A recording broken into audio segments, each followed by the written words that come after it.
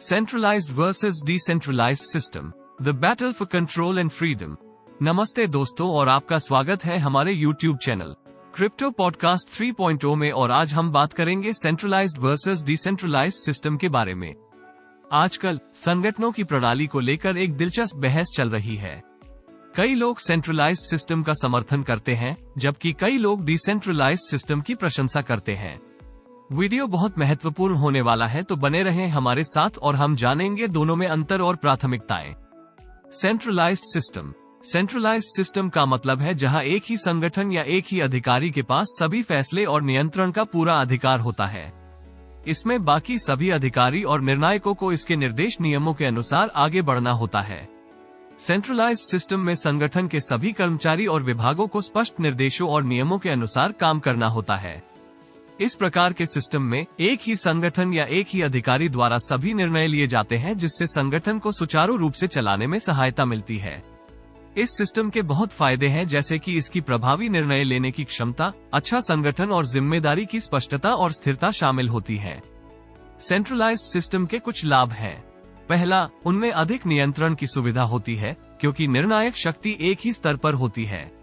संगठन में व्यक्ति के जिम्मेदारी और अधिकार स्पष्ट होते हैं। दूसरा लाभ ये है कि सेंट्रलाइज्ड सिस्टम व्यवस्थित और संगठित रहने में सक्षम है। टॉप मैनेजमेंट द्वारा की गई कोई कार्रवाई सभी के द्वारा मान्य होती है और इसे एग्जीक्यूट करने के लिए लंबे समय की आवश्यकता नहीं होती है।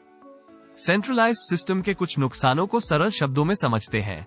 पहला, सेंट्रलाइज्ड सिस्टम में सभी फैसले और नियंत्रण केवल एक ही संगठन या अधिकारी द्वारा लिए जाते हैं। इसका मतलब है कि अन्य लोगों की राय और सुझावों को नजरअंदाज किया जा सकता है और फैसलों में सामान्य लोगों की भागीदारी नहीं होती। दूसरा, सेंट्रलाइज्ड सिस्टम में सभी शक्ति और नियंत्रण एक संगठन या अधिकारी के पास संग्रहित होते हैं। ऐसे मामलों में अगर यह संगठन या अधिकारी किसी भ्रष्टाचार या अनुचित कार्यवाही में लिप्त हो जाता है, तो लोगों को उससे बचने का अवसर नहीं मिलता है। तीसरा, सेंट्रलाइज्ड सिस्टम में सभी निर्णय और कार्यवाही विशेषज्ञों द्वारा लिए जाते हैं, जो टॉप मैनेजमेंट द्वारा चयनित होते हैं, जहां आम लोग अपने विचार और ज्ञान नहीं दे सकते हैं और दस्तावेजों पर उनका नियंत्रण नहीं होता है। चौथा, एक सेंट्रलाइज्ड सिस्टम में सभी कर्मचारियों और विभागों को स्पेसिफिक निर्देशों और नियमों के अनुसार काम करना होता है।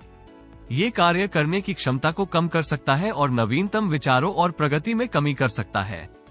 सेंट्रलाइज्ड सिस्टम को एक उदाहरण से समझते हैं।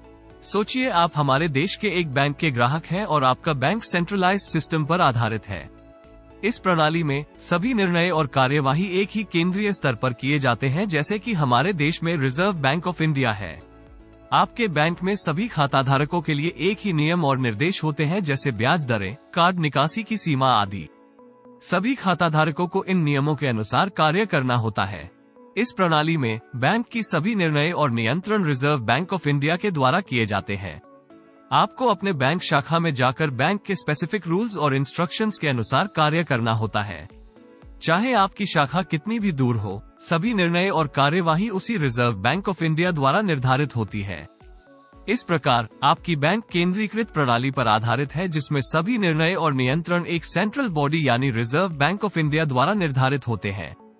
Decentralised system. डिसेंट्रलाइज्ड सिस्टम का अर्थ है कि निर्णय और नियंत्रण का अधिकार एक ही केंद्रीय स्तर पर नहीं होता है।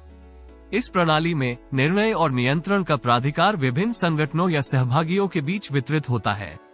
इसका मतलब है कि सत्ता बांटी जाती है और कोई एक पूर्णता संचालन का अधिकार नहीं रखता है। डिसेंट्रलाइज्ड सिस्टम कई लाभ प्रदान करता है।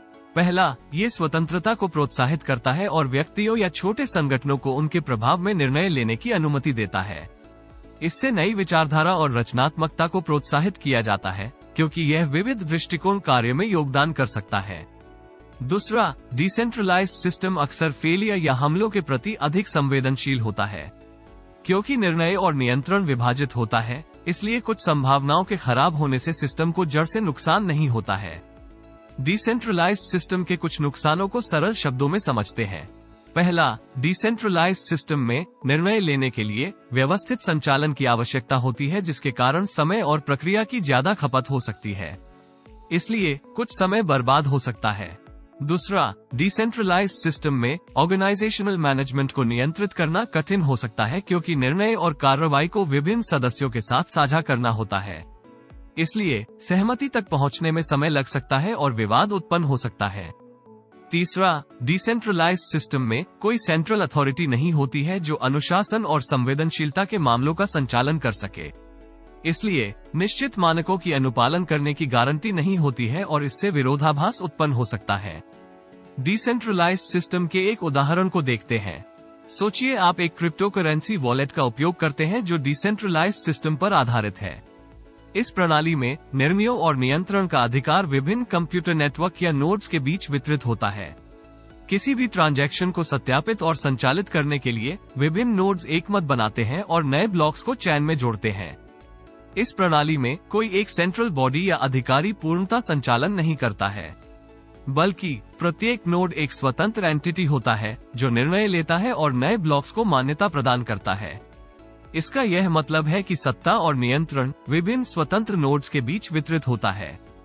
इस प्रकार आपका क्रिप्टोकरेंसी वॉलेट डिसेंट्रलाइज्ड सिस्टम पर आधारित है जिसमें निर्णय और नियंत्रण का अधिकार विभिन्न स्वतंत्र नोड्स के बीच वितरित होता है। अंत में डिसेंट्रलाइज्ड सिस्टम जिस टेक्नोलॉजी पर आधारित होता है जैसे ब्लॉकचेन, जो सूक्ष्म और सुरक्षित तत्वों के माध्यम से निर्णय और नियंत्रण को सुनिश्चित करता है। इससे अवैध गतिविधियों और उल्लंघनों के प्रति सुरक्षा बढ़ती है, क्योंकि प्रत्येक गतिविधि सार्वजनिक रूप से सत्यापित होती है और ट्रेस नहीं की जा सकती। तो दोस्तों, हमने देखा कि सेंट्रलाइज्ड वर्सेस डिसेंट्रलाइज्ड सिस्टम में क्या अंतर है। ये संगठनों की संग्रहीतता और नियंत्रण की एक विभिन्न प्रकार का प्रतिष्ठान है। दोनों प्रणालियों में अपने अंश और महत्व है। धन्यवाद दोस्तों, हमारे YouTube चैनल क्रिप्टो पॉडकास्ट 3.0 से प्रतिदिन संपर्क बनाए रखने के लिए। अगर आपको यह वीडियो पसंद आया हो तो इसे लाइक करें, शेयर करें और हमारे चैनल को सब्सक्राइब करें। और बने रहे हमारे साथ हमारे अगले वीडियो के लिए। धन्यवाद और शुभकामनाएं।